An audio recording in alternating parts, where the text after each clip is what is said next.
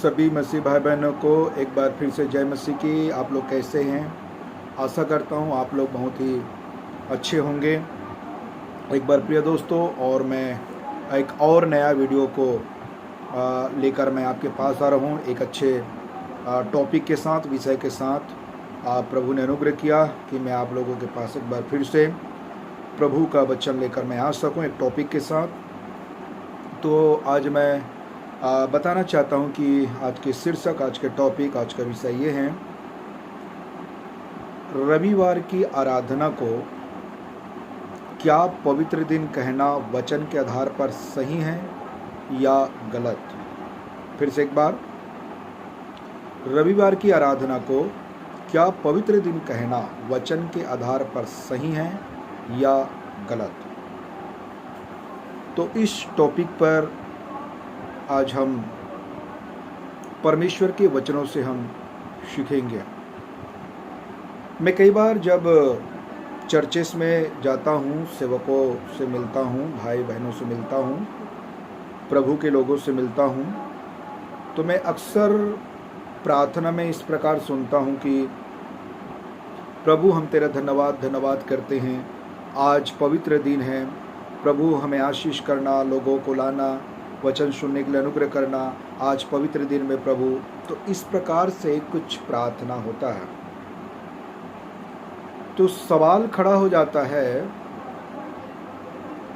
कि ऐसा मतलब बोलना या इस प्रकार के बातों को लाना या परमेश्वर के वचन में किसी प्रकार जो बाइबल में नहीं है या कहीं पर वो लिखा नहीं है बाइबल में, ना कोई संकेत देता है बाइबल में, फिर भी कभी कभी कुछ सिद्धांत को लेकर कुछ ऐसे बातों को लाकर वचन में जोड़ देते हैं।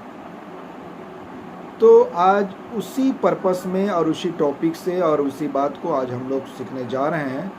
और बहुत गंभीर ये बातें हैं और बहुत ही बेहतरीन शिक्षा है जो मैं आगे आप लोगों को बताऊंगा।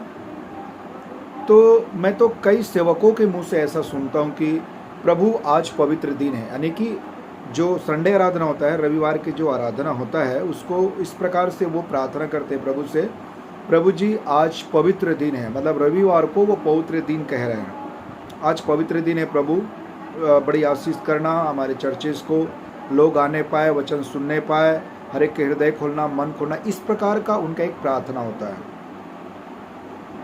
तो और मैं देखता हूँ कि विश्वासी भाई बहन लोग भी ऐसा ही बहुत ही ज़्यादा ऐसा ही प्रार्थना करते हैं। ज़्यादातर तो ऐसी प्रार्थना करते हैं कि प्रभु आज पवित्र दिन है। तो मैंने कईयों के मुंह से, सेवकों के या विश्वासी भाई बहनों के मुंह से सुना हूँ ऐसा कहते और ऐसा प्रार्थना करते। तो हम बाइबल से देखेंगे क्या ये शिक्षा सिद्धांत सही है बाइबल के वचन के अनुसार। हम इसको आज गहरी मनन करेंगे। मैं अपना एक बात बताना चाहता हूँ। मैं भी पहले जब मसीह बना और मसीह बनने के बाद समय बीतते गया, तो मैं प्रभु के सेवा में जब उतरा, सेवा कर रहा था। काफ़ी साल पहले की बात कर रहा हूँ, करीबन 10-12 साल के पहले की बात कर रहा हूँ मैं। तो मैं भी कुछ इसी तरह से प्रार्थना करता था। प्रार्थना करने से पहले मुझे इन सब चीज़ों के बारे में कोई पता नहीं था, वचन उतने मुझे पता नहीं था कि इस प्रकार प्रार्थना करना सही है या गलत भी है। तो चलो, सब लोग प्रार्थना कर रहे हैं तो मैं भी प्रार्थना कर लेता हूँ। कुछ इस प्रकार मैं भी प्रार्थना करता था कि प्रभु आज पवित्र दिन है, हम सबको बड़ी आशीष देना और लोग आने पाए, वचन सुनने पाए, प्रभु एक अद्भुत काम करना, आज पवित्र दिन है। कुछ इस प्रकार से मैं भी इसे प्रार्थना करता था। लेकिन जैसे जैसे मैं बाइबल के वचन में बढ़ते गया, परमेश्वर ने मुझे एक समझ दी, पवित्र आत्मा ने मेरी सहायता किया, मदद किया, अगुवाई किया। और इस बात को मैंने गंभीरता से वचन के द्वारा जब मैंने देखा, सुना, तो मैं पाया कि ये जो हम प्रार्थना कर रहे हैं या लोग जो प्रार्थना करते हैं, वे बाइबल के आधार पर तो नहीं है। तो फिर हम ऐसे क्यों प्रार्थना कर रहे हैं? इसीलिए आज मैं ये वीडियो बना रहा हूँ और प्रभु ने मुझे टॉपिक दी है कि रविवार की आराधना को क्या पवित्र दिन कहना वचन के आधार पर सही है या गलत, इसके विषय में हम देखेंगे। तो सबसे पहले हम परमेश्वर की वचन की ओर जाएंगे। तो बाइबल में कुछ ऐसे जगह है जो मैं आपको दिखाना चाहता हूं वचन को, जैसा कि मैं आपके लिए पढ़ना चाहूँगा प्रेरितों के काम। प्रेरितों के काम में हम कुछ आयत को देखेंगे।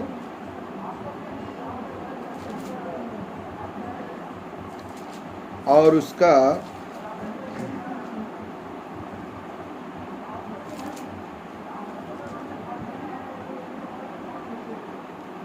प्रेरितों के काम और उसका 20 अध्याय, ध्यान दीजिए, हम परमेश्वर के वचनों को पढ़ने जा रहे हैं और कि एक गहरी शिक्षा और सिद्धांत की बातें मैं आप लोगों को सिखाने जा रहा हूँ, बताने जा रहा हूँ। यदि हम सीखने के भाव से, यदि जरूर हम सच्चे और सीधे मन से यदि हम सीखेंगे, परमेश्वर के वचन को सीखने के लिए हमें सीधा मन की ज़रूरत होता है। तो यदि इस प्रकार होगा तो दोस्तों मैं विश्वास करता हूँ प्रभु जरूर एक अद्भुत काम करेगा, आशीष करेगा अपने वचनों से। तो प्रेरितों के काम उसका 20 अध्याय है, उसके 7 कलम में ऐसा लिखा है, सप्ताह के पहले दिन जब हम रोटी तोड़ने के लिए इकट्ठे हुए तो पौलुस ने जो दूसरे दिन चले जाने पर था उनसे बातें की और आधी रात तक बातें करता रहा। तो यहाँ पर जो शब्द है उसको ध्यान दीजिए। सप्ताह के पहले दिन, सप्ताह के बाद का दिन नहीं बोल रहा है, सप्ताह के पहले दिन। तो परमेश्वर ने जो मूसा को जो व्यवस्था दिया था, जो आज्ञा दिया था, वो क्या था? पहले समय में जो यहूदी लोग होते थे, जो उनका सप्ताह का दिन होते थे, आराधना का दिन जो सप्ताह का दिन होते थे, वे शनिवार को होते थे। तो पौलुस जो है यहाँ पर उन भाषा का प्रयोग करते हुए यहाँ पर पत्री लिख रहा है। यहाँ पर माफ करना, लूका जो है यहाँ पर पत्री लिख रहा है, वचन लिख रहा है परमेश्वर की ओर से पाकर। कहता है कि सप्ताह के पहले दिन, यानी कि शनिवार के पहले का दिन। तो जाहिर सी बात है, सप्ताह का जो दिन होते थे यहूदियों के लिए पुराने नियम के हिसाब से, व्यवस्था के हिसाब से, वो शनिवार को होते थे। तो सप्ताह का जो पहले दिन होता था वो रविवार है। और भी हम एक आयत देखेंगे पहला कुरिन्थी की पत्री में, पहला कुरिन्थी की पत्री और उसका 16 अध्याय और 1 में ऐसा लिखा है, अब उस चंदे के विषय में जो पवित्र लोगों के लिए किया जाता है, जैसे आज्ञा मैंने गलातिया की कलीसियाओं को दी, वैसे ही तुम भी करो। 2, सप्ताह के पहले दिन, वही शब्द है यहाँ पर, वही भाषा है। सप्ताह के पहले दिन यानी कि रविवार, ठीक है। तुम में से हर एक अपनी आमदनी के अनुसार कुछ अपने पास रख छोड़ा करे कि मेरे आने पर चंदा ना करना पड़े। तो यहाँ पर वही भाषा का प्रयोग किया है पौलुस कुरिन्थ के कलीसिया में। जो प्रेरितों के काम में लिखा है वो लूका ने लिखा है और लूका ने वो शब्द का इस्तेमाल किया है, ठीक है। तो ये बात को हमको पहले समझना पड़ेगा, यानी कि रविवार की बात कही गई यहाँ पर, रविवार की बातों का जिक्र है, क्योंकि सप्ताह के पहले दिन मतलब रविवार, सप्ताह के दिन मतलब सप्ताह का जो दिन होता था वो शनिवार को होते थे। तो इस बात को हमें ध्यान देना है, ठीक है। अब हम आगे जो वचन पढ़ने जा रहे हैं वो बहुत ही रोचकदार वचन है, उस पर हमें ध्यान देना है। तो हम सीधा निकाल लेंगे पहला यूहन्ना की पत्री और उसका 5 अध्याय और कलम हम पढ़ेंगे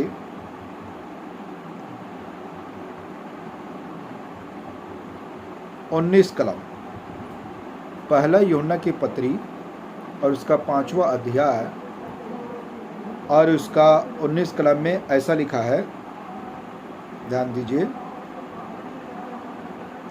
हम जानते हैं कि हम परमेश्वर से हैं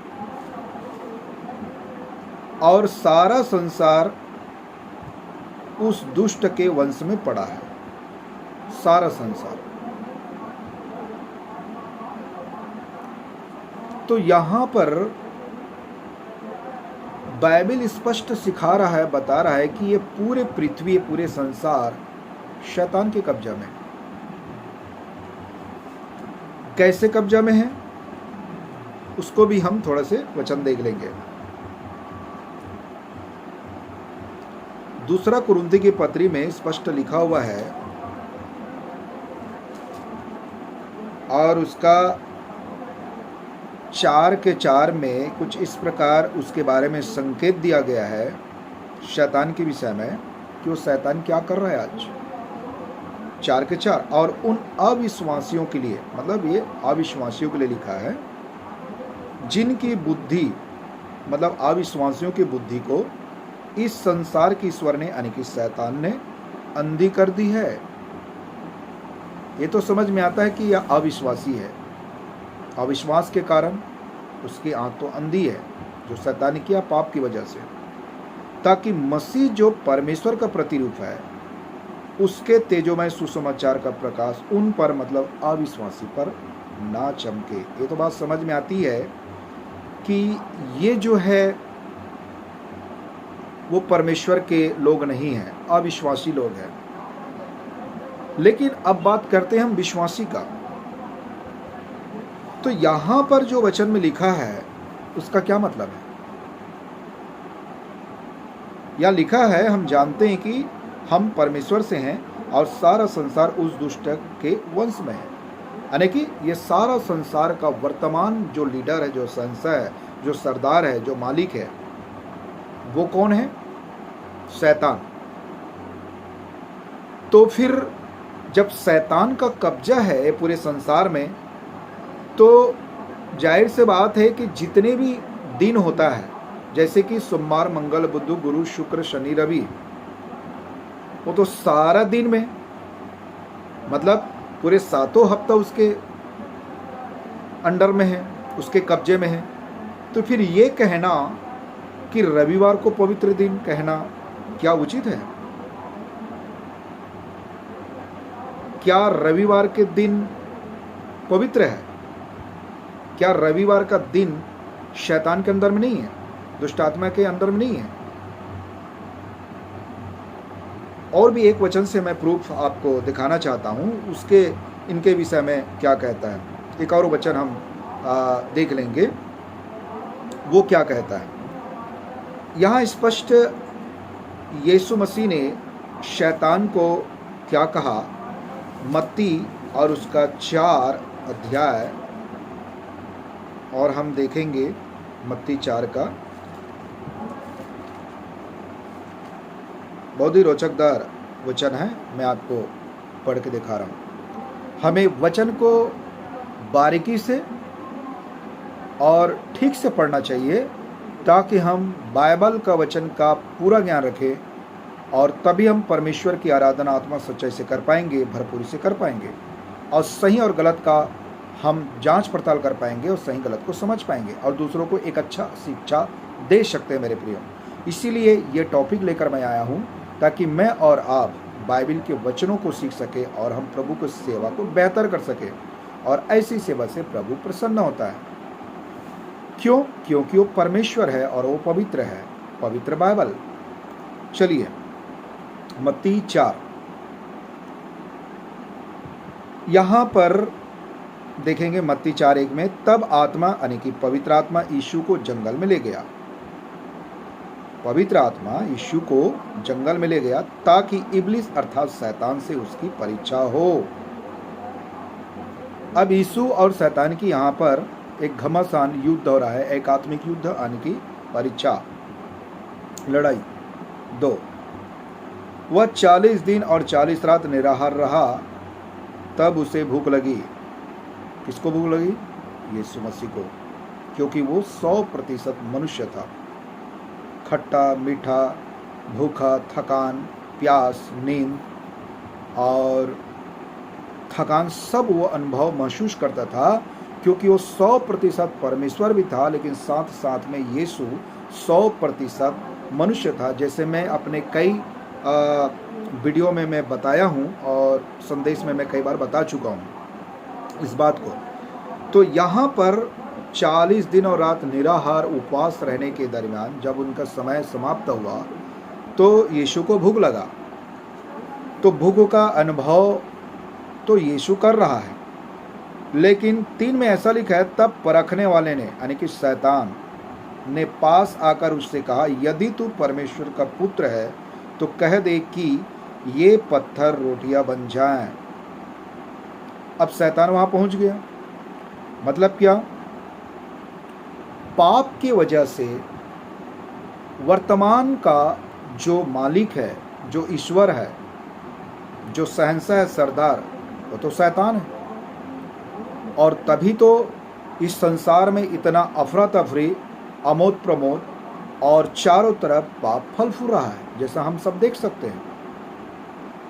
हर मनुष्य पाप की वजह से स्वार्थ है, मारकाट, दंगा प्रसाद, क्रिमिनल, बलात्कार, झूठ, फरेब, छल कपट, बुराई करना, टोना जादू, बात बात में झूठ बोलना, माँ बाप को मारना, हत्या करना, गलत पॉलिटिक्स, इस टाइप के बातें करना, गंदा राजनीति, कई प्रकार के हेरा फेरी होना आज इस संसार में चल रहा है। मेरे प्रिय, स्पष्ट है कि वर्तमान का जो ईश्वर है वो शैतान है, और इसीलिए चारों तरफ हाहाकार मचा हुआ है पाप की वजह से। यहाँ पे हम सबूत को दे सकते हैं। जब शैतान ने यीशु को नहीं छोड़ा तो हम एक मसीह होने के नाते क्या मुझे और आपको शैतान छोड़ेगा? आप ही लोग बताइए, क्या कभी शैतान ऐसा चाहेगा कि कोई यदि प्रभु का दास है तो नहीं, इनको सेवा करने दो, कोई बात नहीं, मैं इनके जीवन से छेड़खानी नहीं करूंगा या कोई परेशान नहीं करूंगा, ऐसा शैतान सोचेगा? क्या कोई विश्वासी भाई बहनों को शैतान कुछ नहीं करेगा? क्या उनको भरमाएगा नहीं, ललचाएगा नहीं, छेड़खानी नहीं करेगा? बिल्कुल करेगा। क्यों? क्योंकि यूहन्ना उसके 8 का 44-45 में हम क्या देखते हैं? वो तो जन्म से हत्यारा है, वो तो आरंभ से ही झूठ बोलता है, झूठ का पिता है, उनके अंदर में स्वभाव है। तो फिर ये कहना कि रविवार को पवित्र दिन कहना कहाँ तक सही है? ये फैसला तो मैं आपके ऊपर छोड़ता हूँ। क्या एक मसीही को रविवार का जो दिन होता है, क्या उसको पवित्र कहना उचित है? लेकिन ये शिक्षा बाइबल की शिक्षा नहीं है। कैसे? मैं आगे और कुछ बताना चाहता हूं। अब यहां पर देखिए, शैतान यीशु को क्या बोल रहा है। 4:10 में क्या बोल रहा है? 4:8 से हम पढ़ेंगे तो समझ में आएगा। फिर इब्लीस अर्थात शैतान उसे एक बहुत ऊंचे पहाड़ पर ले गया, यानी कि यीशु मसीह को, और सारे जगत के राज्य और उसका वैभव दिखाकर, मतलब शैतान यीशु को दिखा रहा है। तो क्या इसका मतलब यीशु को पता नहीं है जो परमेश्वर है, जो परमेश्वर ने स्वयं सृष्टि बनाया? अब देखो यहाँ पर शैतान किस प्रकार उनको ललचा रहा है, भरमा रहा है। शैतान सोचा होगा शायद यीशु मसीह कोई मेरे बातों में आ जाए या बहक जाए या अपन वचन से खिलाफ हो जाए, शायद कुछ इस प्रकार सोचा होगा शैतान। लेकिन तो यीशु तो प्रभु है। तो देखा कर क्या बोलता है 9 में, उससे कहा यदि तू गिर कर, मतलब शैतान यीशु को बोल रहा है, तो क्या मुझे और आपको छोड़ेगा शैतान? क्या शैतान कभी चाहेगा कि हम एक अच्छा सेवक बने, एक अच्छा चर्च बने? क्या शैतान कभी चाहेगा कि हम अच्छा उपदेश दे, वचन की सही शिक्षा दे? शैतान चाहेगा? कभी नहीं चाहेगा मेरे प्रियो। आज चर्चेस में जैसे संसार में आमोद प्रमोद हो रहा है, टीवी, मोबाइल, डांस, पिक्चर, नाटक, आजकल ये सारे चर्चेस में घुसा हुआ है। हम चर्चेस में आप देख सकते हैं कैसे आपत्तिजनक कपड़ा पहनना, गलत तरीके से अभद्र टिप्पणी करना, बातें करना, गलत शिक्षा देना, चर्चेस में अजीब से व्यवहार करना, अजीब से देखना, अजीब से उनका बर्ताव या उठना बैठना। कई बार हम जो सॉन्ग गीत गाते, उस गीत को चेक भी नहीं करते हैं, हम कुछ भी गाए जा रहे हैं, उल्टा सीधा गीत गाया जा रहा है। कुछ इस प्रकार आज चर्चेस में हो रहा है। कई बार जवान लड़की लड़का पुलपिट के सामने में खड़ा होकर वो गीत गाते हैं, और जो सिंगर होते हैं उसका जो कपड़ा पहनने का जो तरीका होता है, उनका जो बोलने का टॉपिक होता है, वो कुछ अलग टाइप का होता है। गिटार बजाने वाले, ऑर्गन बजाने वाले का जो ड्रेस को आप देखें तो कुछ इस प्रकार ड्रेस उनका होता है जो एक अजीब सा होता है। आजकल के जो लड़के होते हैं जो बाल काटते हैं, बाल जो कटवाते हैं और हम जो देखते हैं और वो सामने में होता है। अब मैं ये नहीं बोल रहा हूँ कि बाल कटवाना या बाल रखना गलत है, नहीं, आप बाल कटवाइए, बाल रखिए अच्छा से, पर मेरा सिर्फ बोलने का मतलब बस इतना ही है कि हम जो कपड़ा पहनते हैं या बातचीत करते हैं या बाल जो हम रखते हैं या हम जो कुछ भी करते हैं वो सुहावना हो, वो समाज को, मसीह समाज को अच्छा लगे, प्रभु को अच्छा लगे, आपके खुद के परिवार, माँ बाप, पति पत्नी, बच्चों को अच्छा लगे। ये मैं बोल रहा हूँ, ताकि आपके द्वारा लोग यीशु को जाने, वचन को समझे। ये मैं बोलने का मतलब है मेरे प्रियो। आजकल इस प्रकार चर्चेस में, मतलब यदि मैं ऐसा कहूँ कि पूरे संसार चर्चेस में धीरे धीरे आज घुस रहा है, और हम देख सकते हैं चर्च की गतिविधियों को। तो यहाँ पर कुछ इस प्रकार यीशु मसीह कहता है, यीशु मसीह जो है शैतान को जो जवाब दिया वो हम देख लेंगे। तो उससे पहले कि मत्ती 4:9 में क्या कहता है शैतान यीशु को, उससे कहा यदि तू गिर कर मुझे प्रणाम करे, मतलब शैतान बोल रहा है यीशु को। अब कितना भयानक बात है बताओ, जबकि स्वयं परमेश्वर हाँ यीशु मसीह, उनके साथ इस प्रकार का व्यवहार, तो क्या मुझे और आपको शैतान छोड़ेगा? मैं जो बात बोल रहा हूँ ना मेरे प्रियो, मैं किसी के दिल को ठेस पहुँचाने के लिए नहीं, सच्चे और सीधे मन से आप सोचिए और प्रभु से प्रार्थना करिए। मैं जो सिखा रहा हूँ इसका मतलब ये नहीं कि मैं बिल्कुल एकदम सही सिखा रहा हूँ, ऐसा नहीं है, लेकिन सच्चे और सीधे मन से यीशु से प्रार्थना करें। यीशु अपने समय और अपनी इच्छा में सही और गलत को बता देगा, बस इतना ही। मैं इतना जानता हूँ, सत्य को परेशान हो सकते हैं, सत्य परेशान हो सकते हैं, लेकिन सत्य कभी हारता नहीं। यही सच्चाई की ताकत है। इसलिए मेरे प्रियो ध्यान से सुने। तब फिर यहां पर क्या होता है, तो मैं यह सब कुछ तुझे दे दूंगा, मतलब शैतान यीशु को बोल रहा है दे दूंगा। लेकिन अब जवाब यीशु का देखिए 10 में। तब यीशु ने उससे कहा, हे शैतान, सबसे पहले वो क्या बोलता है, दूर हो जा। आज हम इनसे सीखना चाहिए, प्रभु के वचन से, यीशु से। शैतान यदि हमारे जीवन में यदि कमियां हैं, यदि हम परमेश्वर के रास्ते में जैसे चलना चाहिए वैसे नहीं चल पा रहा है, हमारे जो टीचिंग है, प्रीचिंग है, या हमारी जो शिक्षा है वो अधिक गलत है, तो याद रखिए हमेशा शैतान हमको ललचाएगा, हमको भरमाएगा, हमारे पीछे पड़े रहेगा। और यहाँ पर शैतान को यीशु इस प्रकार जवाब देता है कि हे शैतान, सबसे पहले कहता है दूर हो जा। यदि शैतान को दूर भगाना है तो मुझे और आपको बाइबल के वचनों में आना पड़ेगा, बाइबल के वचनों में आपको बढ़ना पड़ेगा, बाइबिल आपको पढ़ना पड़ेगा, ठीक से पढ़ना पड़ेगा, बाइबिल में आपको प्रतिदिन बढ़ना पड़ेगा।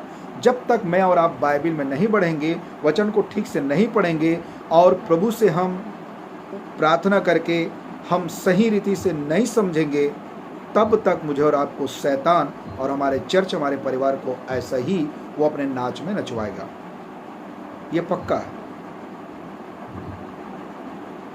यहाँ शैतान जो है यीशु को नहीं छोड़ा।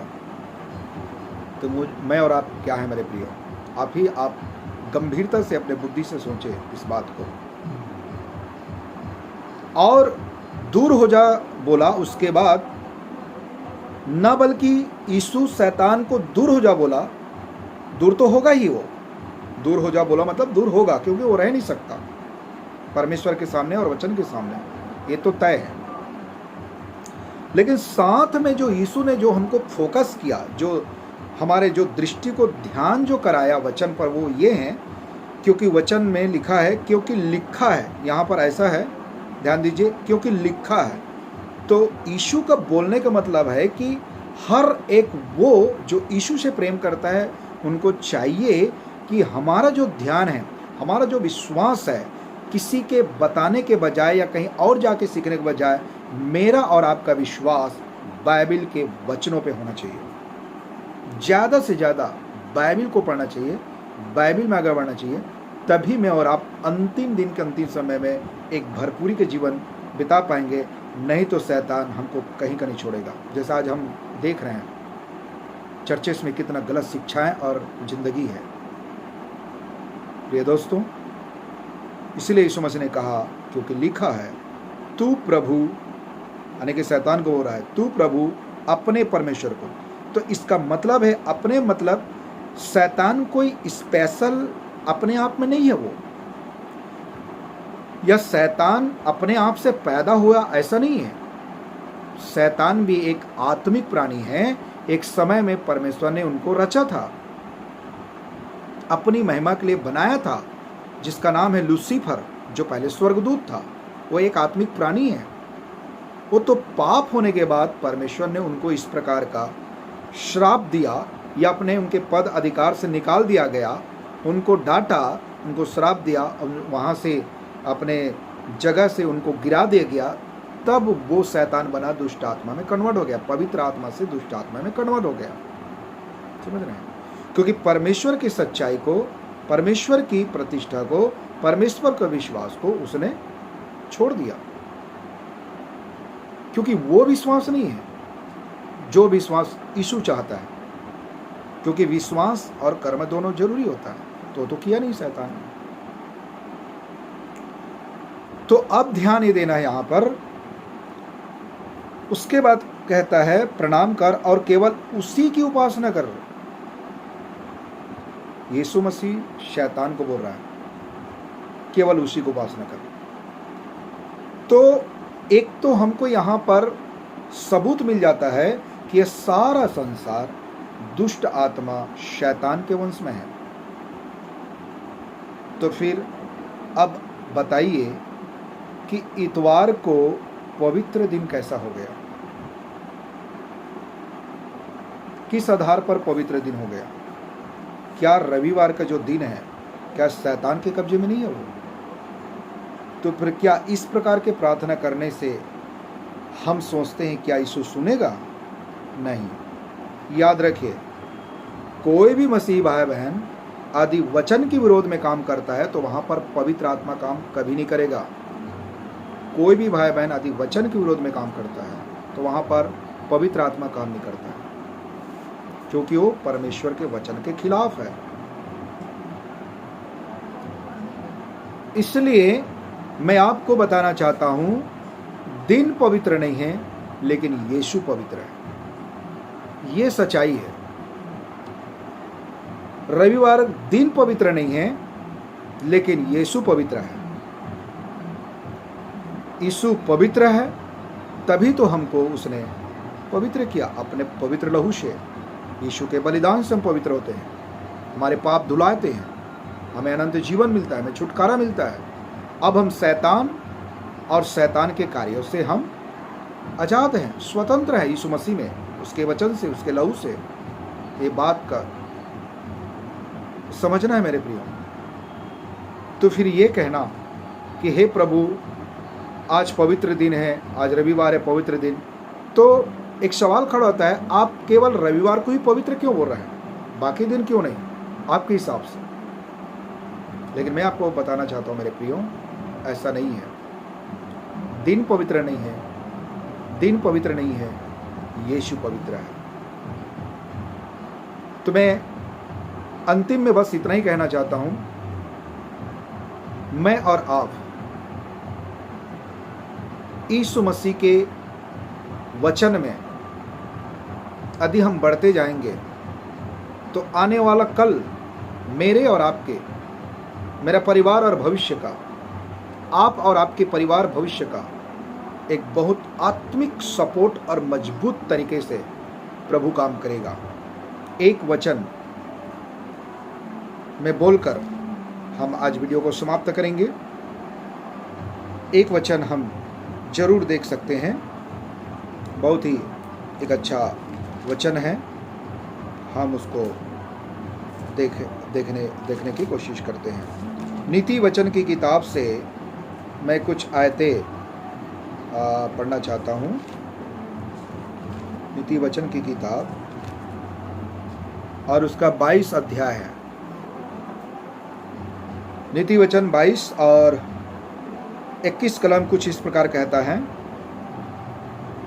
कि मैं तुझे सत्य वचनों का निश्चय करा दूं, जिससे जो तुझे काम में लगाएं उनको तू सच्चा उत्तर दे सके। आमीन। तो बस मेरे प्रियो, आज का वीडियो यही हम समाप्त करते हैं। प्रभु आप लोगों को आशीष करे। God bless you. स्वस्थ रहिए, बढ़िया रहें, प्रभु के वचन में बढ़ते जाएं। आप और आपके परिवार को प्रभु आशीष दे। आमीन। God bless you.